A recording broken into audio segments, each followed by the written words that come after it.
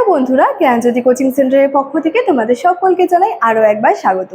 আজকের ক্লাসের মাধ্যমে তোমাদের সঙ্গে যে বিষয়টা নিয়ে আলোচনা করব সেটা হলো পলিসের পতনের কারণগুলি সম্পর্কে। অর্থাৎ পলিসের যে পতন ঘটলো সেই পতনের বিভিন্ন কারণগুলি যে রয়েছে সেই বিষয়টা নিয়েই কিন্তু আলোচনা করব আজকের ক্লাসে। ঠিক আছে? আচ্ছা, তবে আজকে আলোচনার বিষয় শুরু করার আগে তোমাদেরকে একটা ছোট্ট ইনফরমেশন দিয়ে রাখি। তোমরা যারা যারা ভাবছো আমাদের সঙ্গে এই সেমিস্টারে অনলাইনে যুক্ত হবে, তারা কর্নারে দুটো নাম্বার দেখতে পাচ্ছ, 7076398606 এবং 6295916282। এই নাম্বার দুটি হলো আমাদের জ্ঞানজ্যোতি কোচিং সেন্টারের অফিসিয়াল হেল্পলাইন নাম্বার। তোমরা যারা যারা ভাবছো আমাদের সঙ্গে অনলাইনে যুক্ত হবে, তারা কিন্তু এই নাম্বার দুটির মধ্যে যে কোনো একটি নাম্বারে যোগাযোগ করে আমাদের সঙ্গে যুক্ত হয়ে যেতে পারো। ঠিক আছে? এছাড়াও তোমাদের সেমিস্টারে কোর্স ফি সম্পর্কে একটু বলে রাখি।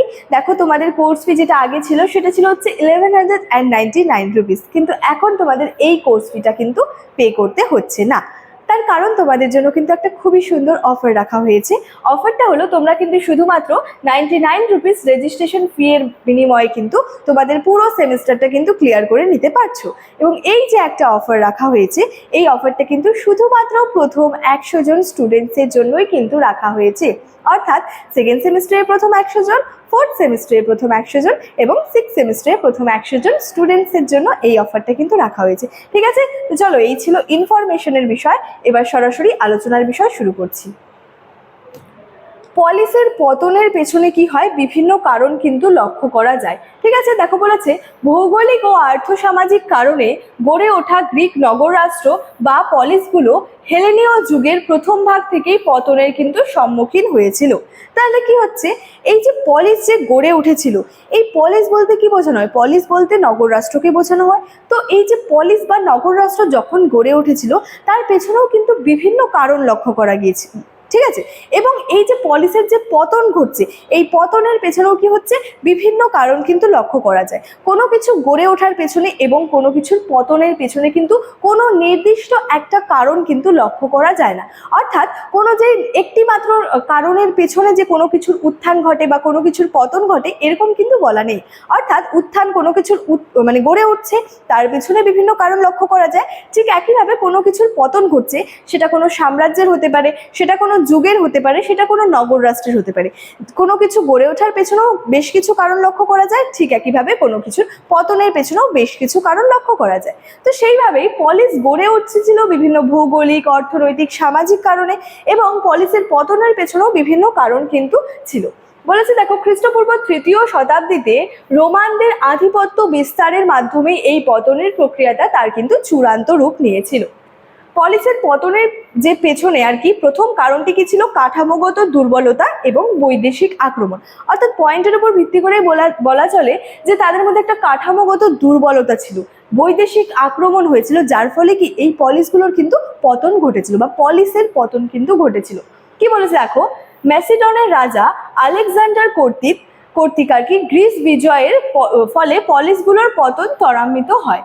খ্রিস্টপূর্ব পঞ্চম ও চতুর্থ শতাব্দী থেকে গ্রিক সাম্রাজ্যের আকার এবং ভৌগোলিক সীমানার পরিবর্তনের ফলে পলিসের মূল কাঠামোয় কিন্তু একটা বড় ধরনের পরিবর্তন আসে, যেটাকে এর পতন ঘটাতে কিন্তু গভীরভাবে সাহায্য করেছিল। ঠিক আছে? তাহলে একটা কাঠামোগত দুর্বলতা লক্ষ্য করা যায়, একটা বৈদেশিক আক্রমণের আশঙ্কা দেখা যায়, যার ফলে কিন্তু এই বিষয়টা আর কি বলা হচ্ছে। এই যে বলেছিল ম্যাসিডনের রাজা আলেকজান্ডার কর্তৃক গ্রিস যে বিজয়, অর্থাৎ আলেকজান্ডারের এই গ্রিস বিজয়ের ফলেই কি হয়, পলিসগুলোর পতনটা কিন্তু নিশ্চিত হয়ে পড়ে। দ্বিতীয় কারণ রয়েছে পারস্পরিক যুদ্ধ এবং সংঘাত। অর্থাৎ এই নগর রাষ্ট্রগুলি নিজেদের মধ্যেই অবিরাম যুদ্ধে লিপ্ত থাকতো। ঐতিহাসিক আর্নল্ড জে টয়েনবির মতে পারসিক যুদ্ধ গ্রিকদের মধ্যে একটা সামরিক ঐক্য আনলেও পলিসগুলি কিন্তু সাম্য এবং স্বাধিকারকে আঘাত করেছিল, এবং এর ফলে প্রতিটি নগর রাষ্ট্র অন্যকে কিন্তু দমন করার চেষ্টা করত। অর্থাৎ একটি নগর রাষ্ট্র কি করতো, অন্য নগর রাষ্ট্রকে সবসময় দমন করার চেষ্টা করত। নিজেদের মধ্যেই আত্মঘাতী যুদ্ধের কিন্তু সূচনা হয়েছিল। অর্থাৎ এই নগর রাষ্ট্রগুলি কি করতো, যে নিজেদের মধ্যেই কিন্তু সব সময় আর কি, যে নিজেদের মধ্যে যুদ্ধ লেগে থাকতো, যার জন্য পলিসের পতনের পতনের কারণ হিসেবে কিন্তু এই পারস্পরিক যুদ্ধটার কথা কিন্তু বলা যায়। অর্থাৎ পারস্পরিক যুদ্ধ, তারা নিজেদের মধ্যে সবসময় নিজেরা যুদ্ধ লেগে থাকতো, যুদ্ধে লিপ্ত থাকতো, এই বিষয়টা কিন্তু বলা হয়। ঠিক আছে? আচ্ছা, পরবর্তী কারণ কি লক্ষ্য করা যায়? দেখো, পরবর্তী কারণ রয়েছে হচ্ছে রাজনৈতিক ক্ষমতার রূপান্তর। এখানে কি বলা হচ্ছে, পলিসের প্রাথমিক যুগে সাধারণ নাগরিকদের গুরুত্বপূর্ণ ভূমিকা থাকলেও পরবর্তীকালে ধনী নাগরিকরা কিন্তু ক্ষমতা দখল করে নেয়। অর্থাৎ দেখো, পলিসের যে প্রাথমিক যুগটা রয়েছে, অর্থাৎ প্রথম দিকটাতে কি রয়েছে, যে সাধারণ নাগরিকদের কিন্তু যথেষ্ট গুরুত্বপূর্ণ ভূমিকা ছিল, কিন্তু পরবর্তীকালে কি হয়, ধনী নাগরিকরা কিন্তু সেই ক্ষমতাগুলি দখল করতে শুরু করে। ফলে সরকারি কর্মচারী এবং ম্যাজিস্ট্রেটদের ক্ষমতা অস্বাভাবিকভাবেই আর কি বৃদ্ধি পায় এবং গণপরিষদের ওপর সাধারণ মানুষের নিয়ন্ত্রণ শিথিল হয়ে পড়ে। অর্থাৎ কি হয়, প্রথম দিকে পলিসে কি হতো, সাধারণ মানুষেরও, সাধারণ নাগরিকদেরও একটা যথেষ্ট গুরুত্বপূর্ণ ভূমিকা ছিল। পরবর্তীতে কি হয়, ধনী যে নাগরিকরা তারা সেই ক্ষমতাগুলি দখল করে নেয় এবং এর ফলে কি হয়, ম্যাজিস্ট্রেটদের এবং সরকারি কর্মচারীদের ক্ষমতা বৃদ্ধি পেতে থাকে এবং যার ফলে গণপরিষদের ওপর সাধারণ মানুষের যে একটা নিয়ন্ত্রণ সেটা কিন্তু শিথিল হয়ে পড়ে। নেক্সট রয়েছে দাস প্রথার কাঠামোগত দুর্বলতা। এখানে কি বলা হচ্ছে, গ্রিক উৎপাদন ব্যবস্থা ছিল মূলত দাস নির্ভর। অর্থাৎ দাসরা কি করতো, সেখানে দাসদেরকে দিয়ে বিভিন্ন কিন্তু কাজকর্ম তারা কিন্তু করতো, বিভিন্ন কাজকর্মে তাদেরকে কিন্তু নিয়োগ করা হতো। তাহলে গ্রিকের যে উৎপাদন ব্যবস্থা সেটা ছিল দাসদের ওপর নির্ভর। শ্রম সঞ্চয় বা উৎপাদন বৃদ্ধির নতুন কৌশল আয়ত্ত করতে না পারায় গ্রিসের উৎপাদন ব্যবস্থা যুদ্ধ, লুণ্ঠন এবং সামরিক শক্তির ওপর অতি নির্ভরশীল হয়ে পড়ে এবং এই অর্থনৈতিক অসামঞ্জস্য কি হয়, পলিসগুলির ভেতরে থেকে কি করে, তাদেরকে দুর্বল করে কিন্তু দিয়েছিল। সুতরাং কি হচ্ছে, এই যে পলিসের যে পতন ঘটছে, এটার পেছনে আমরা বিভিন্ন কারণ লক্ষ্য করতে পারছি। ঠিক আছে, তারা পারস্পরিক নিজেদের মধ্যে নিজেরা যুদ্ধে লিপ্ত থাকছে, তাদের যে রাজনৈতিক ক্ষমতার একটা রূপান্তর ঘটছে, এছাড়াও কি দাস প্রথার একটা কাঠামোগত দুর্বলতা লক্ষ্য করা যাচ্ছে। এই সমস্ত বিষয়ের উপর ভিত্তি করে কি হচ্ছে, পলিসের কিন্তু পতনটা ঘটে যাচ্ছে।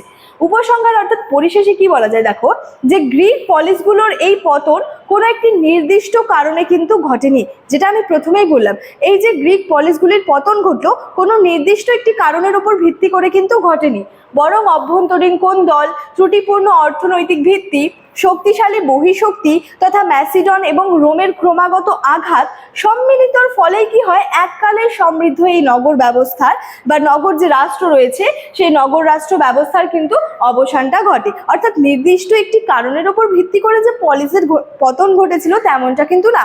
পলিসের পতন হওয়ার পেছনে কিন্তু বিভিন্ন কারণ লক্ষ্য করা যায়, যেমন তাদের মধ্যে তারা নিজেদের মধ্যে নিজেরা যুদ্ধে লিপ্ত থাকতো, পারস্পরিক যুদ্ধ, এছাড়াও কি হয়, অর্থনৈতিক ত্রুটিপূর্ণ যে অর্থনৈতিক ভিত্তি রয়েছে, শক্তিশালী বহিঃশক্তি তথা ম্যাসিডন এবং রোমের যে ক্রমাগত আক্রমণ, আঘাত, এগুলোর সম্মিলিত ফলেই কি হচ্ছে, এককালের এই যে একটা সমৃদ্ধ নগর রাষ্ট্র সেটার কিন্তু পতন আর কি অবসান কিন্তু সেটার আর কি যে নগর রাষ্ট্র ব্যবস্থার কিন্তু অবসান আর কি ঘটছে। তাহলে পলিসের পতনের পেছনের যে বেশ কয়েকটি কারণ নিয়ে কিন্তু আজকের ক্লাসের মাধ্যমে তোমাদের সঙ্গে আলোচনা করলাম এবং আজকে আমার আলোচনার বিষয় কিন্তু এতটাই ছিল।